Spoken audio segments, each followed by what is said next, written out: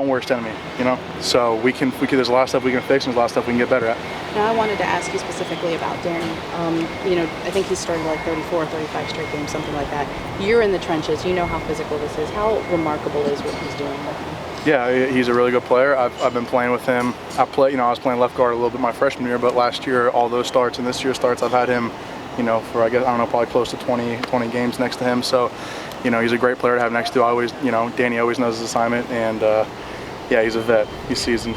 How does he set the tone for you guys? Because that's the one guy Stacy's always saying he helps. Yeah, he leads by example, you know, and when he needs to get vocal, he gets vocal.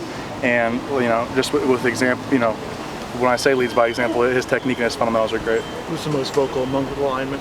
Who's taking the leadership role? Who's the top guy? I mean, we all step up when we need to. You know, me, Casey, and Danny. When stuff needs to be said, we all kind of put our sense in. And you know, when Coach Searles needs us, we're there for him. And also for Coach Nosal. Nick, how would you assess the communication last week among the offensive line?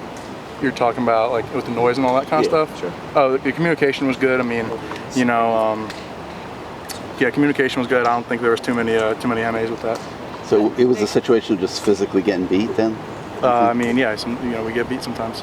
What's changed since someone hasn't asked you this since the beginning of the season? What'd you say? You guys were rolling along, and then all of a sudden, things haven't been so good with the protection and stuff. When you look on film, what's the biggest change? There is no change. I mean, there's just stuff happens sometimes, and you know we're trying to get better at that. I mean, there is no drastic change. Nothing's changed. You know, like Christy asked, you know, how's the energy? The energy's the same. Everything's the same. You know, just sometimes just stuff happens. You know, in light words, but you know, I mean, again, we're out here trying to get better, and like I just said, this was a great practice to get better at today. The competition got better. I mean, obviously. I mean, you're playing better. You're playing better players. Oh, of course, better yeah, defenses. of course. All those guys are on scholarship. They're all great players, you know, and you know. Sometimes, you know, plays happen. Was last question, guys. 2012, how much do you know about Notre Dame, the history, and did Brandon play against them? Brandon was in that game, and I think Chicago, was that Chicago? Yeah, he was in that game. And were you there watching? I was home. You were home. What'd you think? You know, what has he told you, and the history with Notre Dame, and just your thoughts? I mean, you know, yeah, everyone said it's you know, it's Notre Dame, Miami. It's a huge classic game. So I'm just excited for the opportunity to get up there in South Bend and you know get going and have fun. I'm gonna enjoy this moment. Great. Thanks, Nick.